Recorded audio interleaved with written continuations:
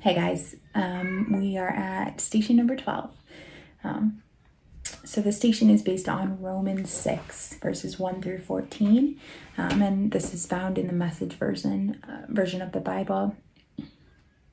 If we've left the country where sin is sovereign, how can we still live in our old house there? Or didn't you realize we packed up and left there for good? That is what happened in baptism. When we went under the water, we left the old country of sin behind. When we came up out of the water, we entered into the new country of grace, a new life in a new land. Could it be any clearer? Our old way of life was nailed to the cross with Christ, a decisive end to that sin. Miserable life. No longer at sin's every beck and call. What we believe is this: if we get included in Christ's sin-conquering death, we also get included in his life-saving resurrection. We know that when Jesus was raised from the dead, it was a signal of the end of death as the end. Never again will death have the last word. When Jesus died, he took sin down with him.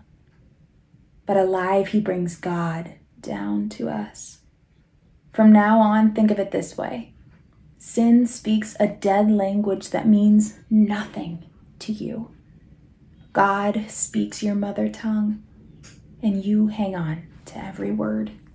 You are dead to sin and alive to God. That is what Jesus did. That means you must not give sin a vote in the way you conduct your lives. Don't give it the time of day. Don't even run little errands that are connected with that old way of life. Throw yourselves wholeheartedly and full time. Remember, you've been raised from the dead into God's way of doing things. Sin can't tell you how to live. After all, you're not living under that old tyranny any longer. You're living in the freedom of God.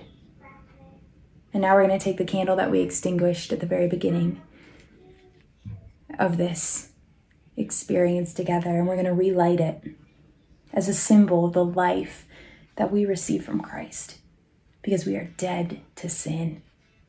Jesus tells us to go forth and sin no longer. And as you relight this candle, I pray that you would see it as a symbol of your life moving forward, that sin would no longer have a grip on you, but that you would be free, that you would cast off your sinful ways and put on a new cloak of freedom and embrace it in Jesus Christ. And this Easter, even though it's different and weird and odd, I pray that you would feel the power of that new life.